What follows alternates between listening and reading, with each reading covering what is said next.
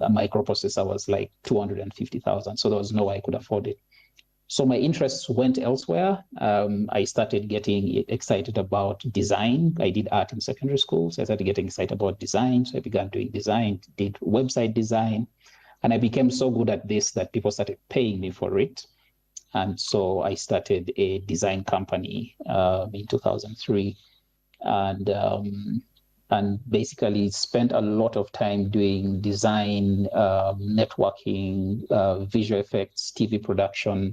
We did a lot of TV ads for MTN, UNICEF, most of the big banks. So we're really a strong media house.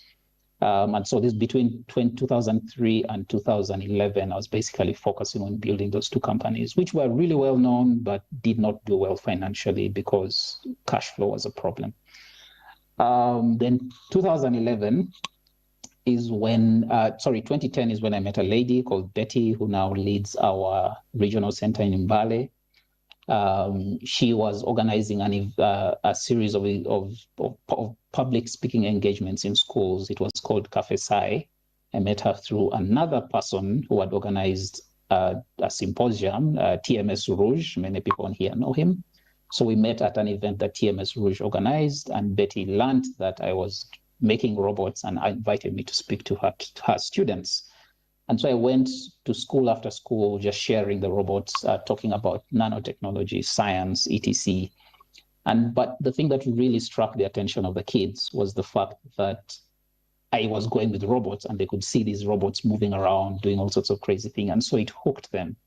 And so that was now 2010, 2011 is when Fundibots started, because I was like, this idea that I had when I was a child, I think I can bring it to life now. But also the education system had become so much worse than it was when I was young. And also kids were excited about robotics. And the really powerful thing about kids being excited about something is that it's an opportunity. They've basically given you permission to learn. And so I started Fundibots in 2011, actually. The dates get a little bit blurry.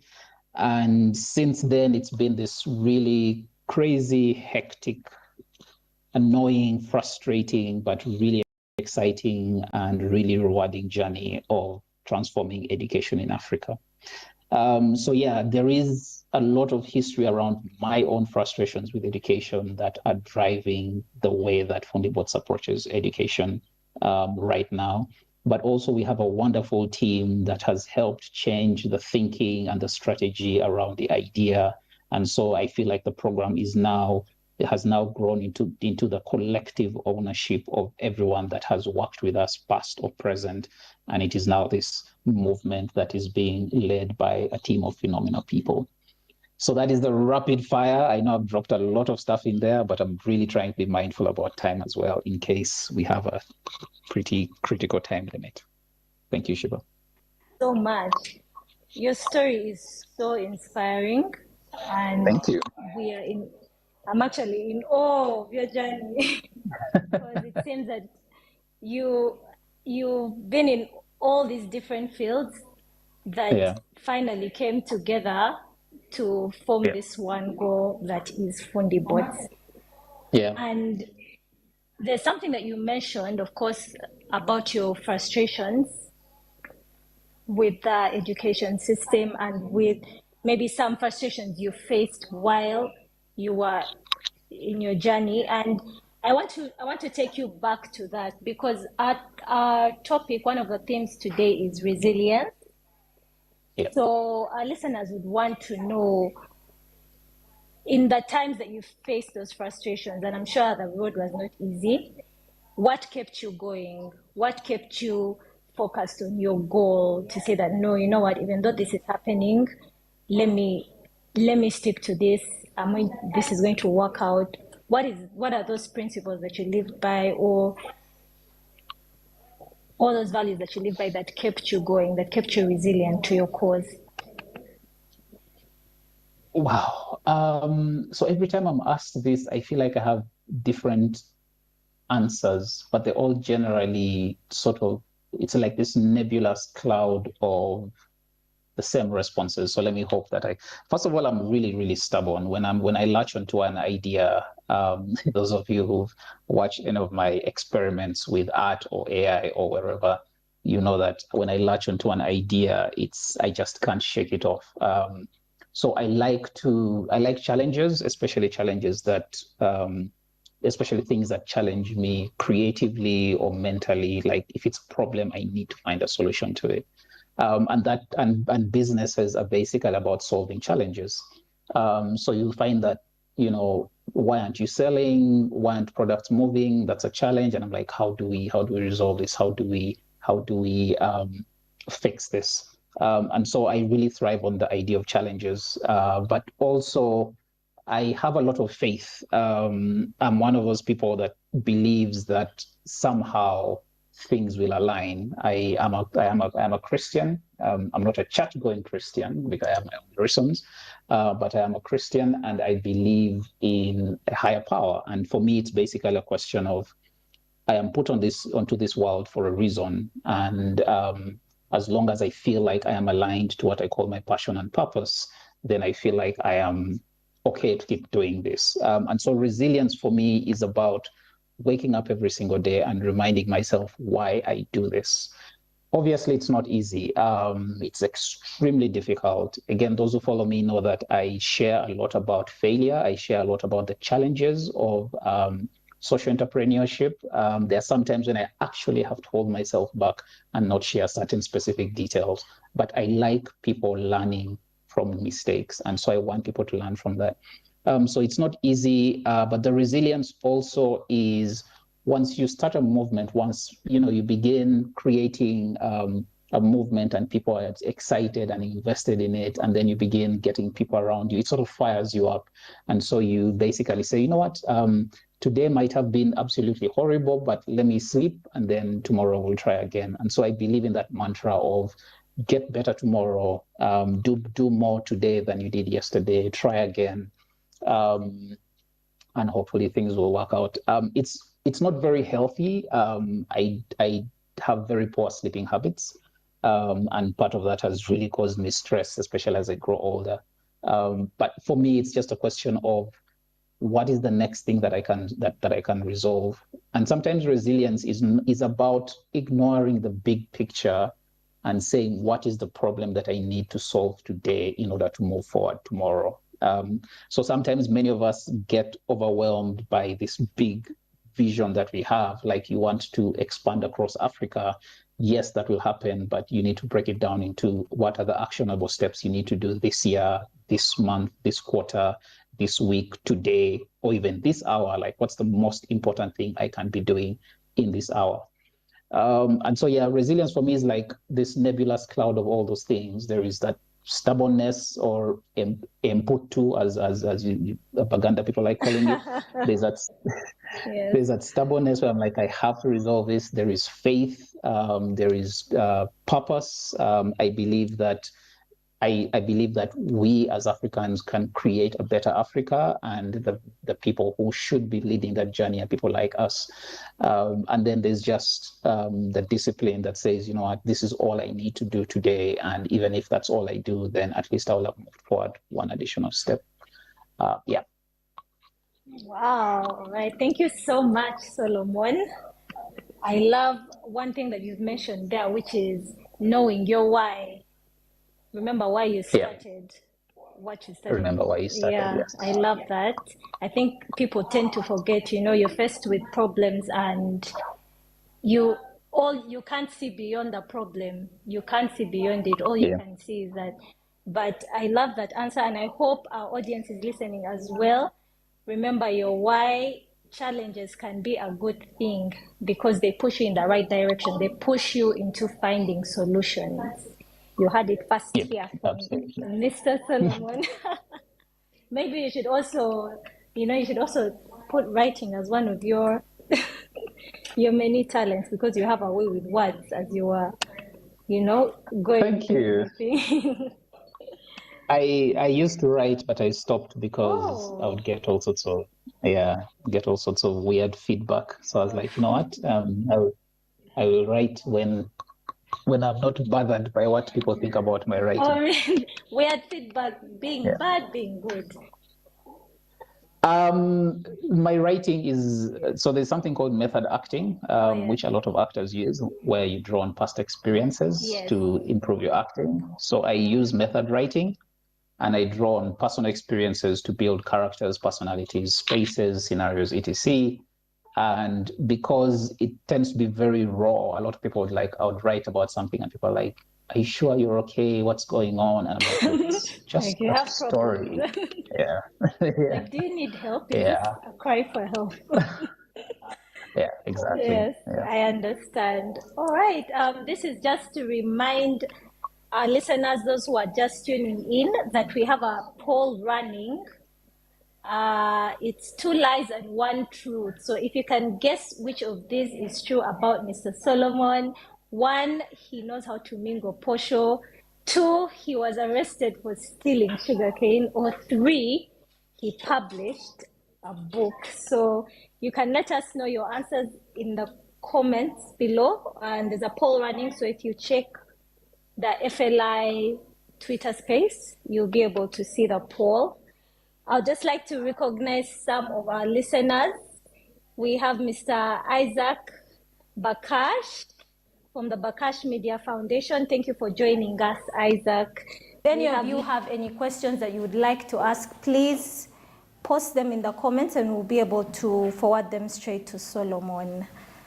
So, Solomon, this may be a broad question, but do you feel like you have lived your dream so far? Or Solomon, this may be a broad question, but do you feel like you have lived your dream so far, or you are living you let us know that you're living your purpose?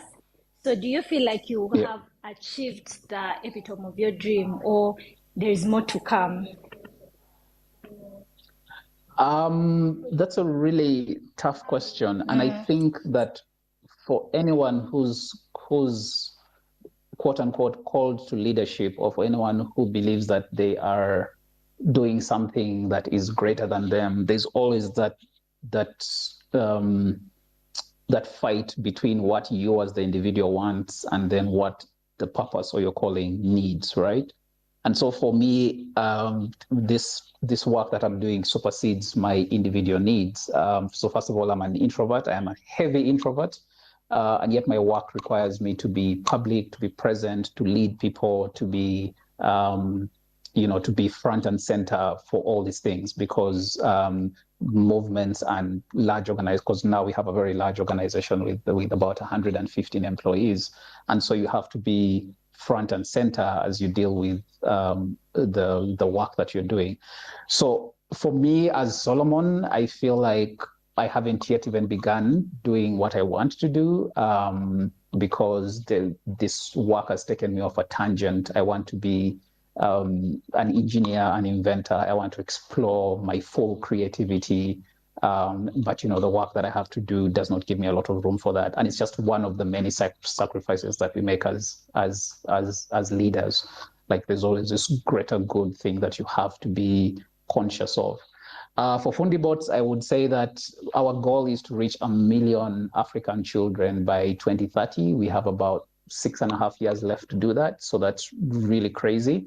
But the team is very well aligned to that. And I think that we are making very good progress.